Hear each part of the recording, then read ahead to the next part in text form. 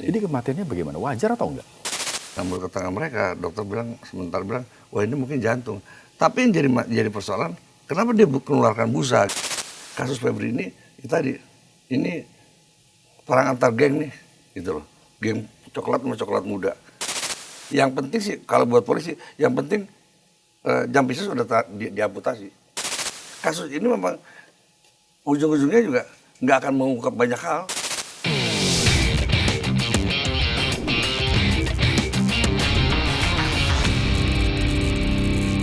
Asisten rumah tangga Febri Adriansah yang ditemukan meninggal dunia. Kalau menurut informasi yang Bapak kumpulkan gitu, ini kematiannya bagaimana? Wajar atau enggak? Sutrimo itu sekitar 4 tahun lalu dia bekerja di tempatnya Pak Febri sebagai asisten rumah tangga karena bersih-bersih rumah kebun ya. Nah, tapi pada saat itu dia mengalami satu kondisi sakit yaitu diabetes akut karena sampai luka-luka di badan itu nggak bisa sembuh gitu. Akhirnya Sutrimo ini minta pulang kampung dan berobat di kampung. Pulanglah dia ke Banyumas kan sambil berobat. Nah, setelah setahun kemudian nih, setahun yang lalu lah, dia menghubungi Pak Febri, minta cari kerjaan Pak, saya nggak ada kerjaan, kalau mau bisa kembali bantu-bantu Pak Febri, saya ke sini. Disuruh kembali lah sama Pak Febri sekitar hampir 1 tahun yang lalu nih. Juga kembali bekerja sebagai ART, cuma tidak di rumah Pak Febri, sekarang di jalan ini, jalan Lobak, yang dibilang klinik itu, memang rumah kosong itu.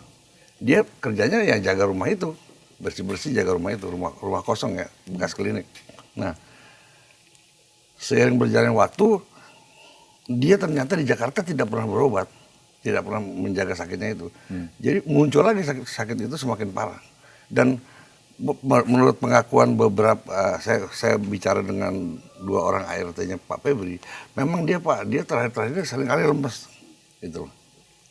Karena sakit yang dideritanya ini. Nah, terakhir kemarin dia sempat menghubungi ART Pak Febri dan kemudian di situ juga ada tentara waktu itu yang jaga rumah Pak Febri. Datanglah dia ke Jalan Lobak ini, ternyata sudah terkapar. Kalau menurut keterangan mereka sih mungkin sudah meninggal di situ karena dia nunggu ambulan juga lama datangnya. Udah lama datang, kemudian dibawa ke rumah sakit Muhammadiyah. Nah, menurut keterangan mereka, dokter bilang sebentar bilang, wah ini mungkin jantung.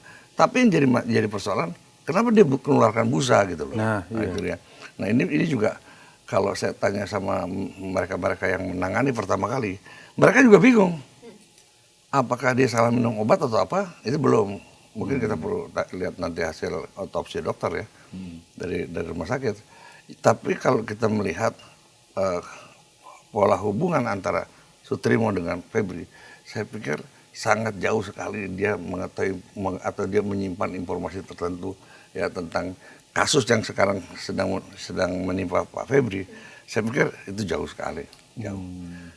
Artinya gini, ya ini mungkin karena kebetulan aja. Saya juga bukan, artinya gini, dalam konteks ini ya, dalam konteks kasus Pak Febri, saya mungkin keras banget saya kritik Pak Febri. Tapi untuk kasus ini, saya melihat, jadi gini, analisa saya gitu, bahwa saya kaitkan dari satu keterangan-keterangan lain dalam waktu beberapa hari ini. Saya melihat, ini nggak ada. Nggak ada kaitan sama, atau mungkin ini juga bukan satu tindakan pembunuhan, saya belum melihat ke arah situ. Karena juga kalau misalnya perampokan juga nggak ada yang hilang di situ. Saya sudah cek ya kan. Jadi kemungkinan besar ini penyebab kematiannya karena sakit ya? Iya. Tidak ada hal yang mencurigakan lain. Nah, bahkan dokter dari Muhammadiyah bilang bahwa Pak kalau udah kena diabetes itu merembet kemana-mana Pak. Iya. Gitu loh. Cuman yang memang jadi pertanyaan banyak orang memang keluar busa ya di itu dia, mulut dan hidung itu. Kalau nggak salah ditemukannya di depan klinik ya? Iya, memang dia nunggu tuh. Dia nunggu karena gini, bukan di depan klinik, ya itulah tempat yang dia jaga gitu loh. Klinik yang udah kosong, itulah tempat yang dia jaga. Ya, memang dia tinggal di situ gitu loh. Memang dia nunggu mungkin karena udah nggak tahan mungkin dia jatuh situ ya. Karena memang pada saat orang-orang yang ditelepon dia datang ke situ, dia udah tergeletak, bahkan sempat dibawa kan, udah ditaruh kayak semacam tandu gitu, sambil nunggu ambulan, nggak datang ambulannya, gitu. mungkin kondisi macet atau gimana kan. Oke. Jadi ngomong-ngomong pemilik kliniknya ini Pak Febri Adriansyah juga. Menurut keterangan yang saya dapat, ya kan, itu dikatakan punya Don Dito. Wah. Ya, Oke. ya.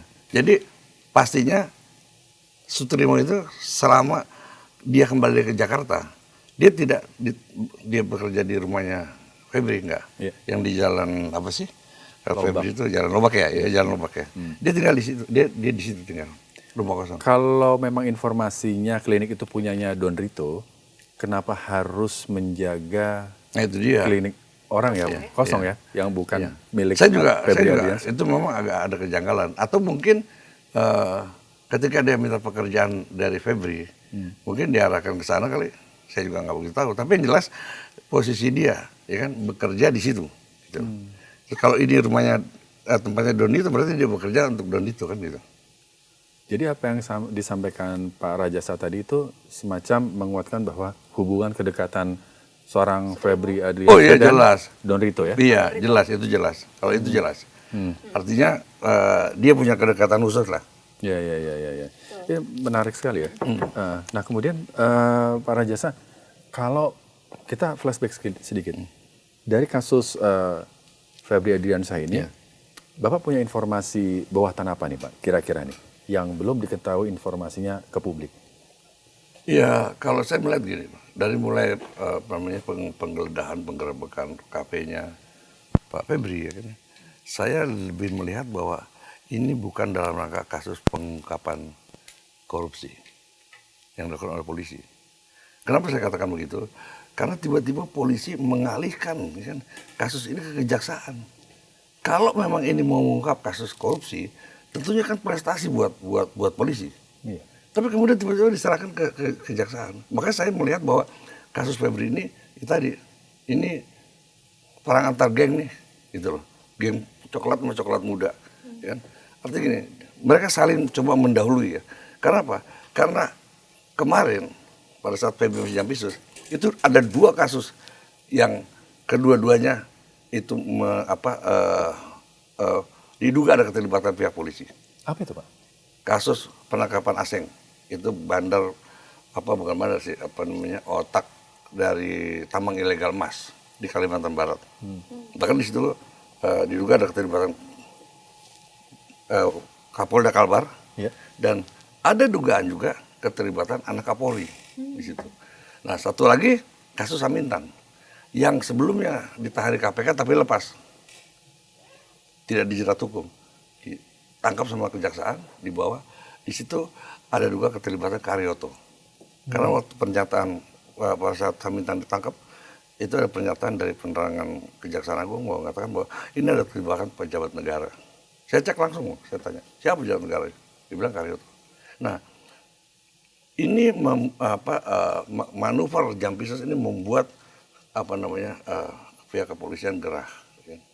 Maka dia ambil langkah-langkah seperti. Jadi saya lihat ini bukan dalam kasus korupsi. Yang penting sih kalau buat polisi, yang penting Jampisus sudah diamputasi. Oke. Dia tidak lagi bisa jadi jaksa agung yang nanti akan bahaya buat ini. Kemudian dia juga tidak bisa lagi melaksanakan tugas-tugas pemberantasan korupsi karena kan udah dicopot. Yang penting itu. Dan jadi kasus ini memang ujung-ujungnya juga nggak akan mengungkap banyak hal.